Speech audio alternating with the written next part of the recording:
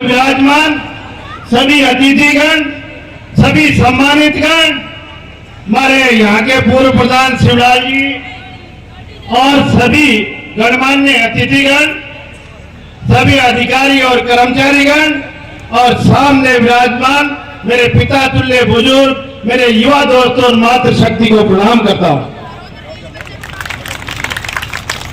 आपने आज ये कार्यक्रम इतनी भव्यता के साथ कर रहे हैं, इसके लिए मैं गदगद हूं। आप सभी को मेरा सादर प्रणाम। महाराजा भर्तृहरि की पावन धरा पर हम सभी एक ऐतिहासिक क्षण के साक्षी बन रहे हैं। भारत रत्न आधुनिक भारत के शिल्पकार बाबा साहब, हमारे समाज सुधारक और हमारे संविधान निर्माता बाबा साहब भीमराव अंबेडकर जी की भव्य प्रतिमा का आज लोकार्पण हुआ। यह सिर्फ एक प्रतिमा का अनावरण नहीं है, यह सामाजिक न्याय, समानता और ज्ञान की उस मसाल को प्रज्वलित करता है जो कि बाबा साहब ने अपने जीवन पर्यंत थामे रखा है। आज हम गर्व से उनके महान व्यक्तित्व को नमन करते हुए उनकी स्मृति को चिरस्थायी बना रहे हैं। मैं राजस्थान के उप मुख्यमंत्री होने के नाते इस ऐतिहासिक आयोजन पर आप सभी का हार्दिक स्वागत करता हूं और बाबा साहब भीमराव अंबेडकर जी को कोटि कोटि नमन करता हूं।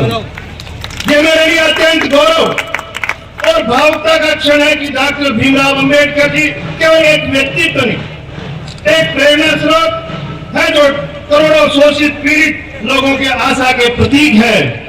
उनके संघों से हमें साहस मिलता है, उनके विचारों से हमें मार्गदर्शन मिलता है।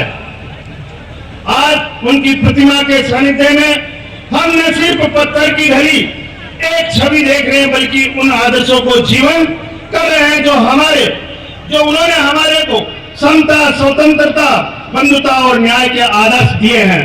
यह प्रतिमा आने वाली पीढ़ियों को लगातार याद दिलाती रहेगी कि हमें बाबा साहब के अधूरे कार्यों को पूरा करना है और भारत को एक राष्ट्र, ऐसा राष्ट्र बनाना है जिससे कोई भी नागरिक स्वयं को पिछड़ा न उपेक्षित महसूस करे।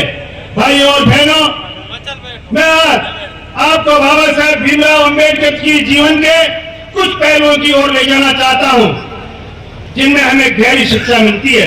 डॉक्टर भीमराव अंबेडकर जी का जन्म 14 अप्रैल 1891 को एक अत्यंत साधारण परिवार में हुआ था। उनका बचपन कठिनाइयों से भरा था। वो उस दौर में जन्मे जब हमारी समाज व्यवस्था छुआछूत और भेदभाव की बेड़ियों में जकड़ी हुई थी।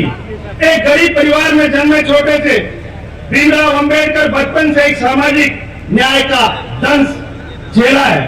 बचपन की इन कठिन परिस्थितियों के बावजूद बाबा साहब भीमराव अंबेडकर पढ़ाई में अव्वल रहे। उन्होंने 1907 में मैट्रिक पास की और फिर आगे चलकर बंबई की परीक्षा पास की और फिर आगे उन्होंने आगे की पढ़ाई के लिए बड़ौदा के महाराजा सयाजीराव गायकवाड़ से मिली छात्रवृत्ति से बाबा साहब भीमराव अंबेडकर ने अपने सपनों को पंख लगाया। भीमराव अंबेडकर जी ने अपने अथक प्रयास और परिश्रम के बल पर विदेश जाकर उच्च शिक्षा प्राप्त की है।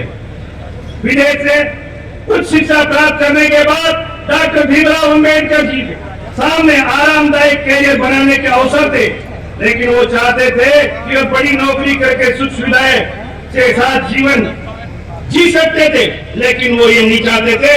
लेकिन उन्होंने अपना जीवन भटकते हुए समाज को राह दिखाने का था और डिग्रियां लेकर स्वदेश लौटने के बाद उन्होंने देखा कि अपने ही देश में करोड़ों लोग अशिक्षा, छुआछूत और अन्याय के अंधकार से जी रहे हैं। बाबा साहेब भीमराव अंबेडकर जी ने महसूस किया कि अगर वे सिर्फ अपने सुख सुविधा को जुटाने में लगे तो उनका ज्ञान व्यर्थ जाएगा। उन्होंने फैसला किया कि वे समाज के वंचित तबकों की आवाज बनेंगे और उनको न्याय दिलाने के लिए अपना जीवन खपाएंगे।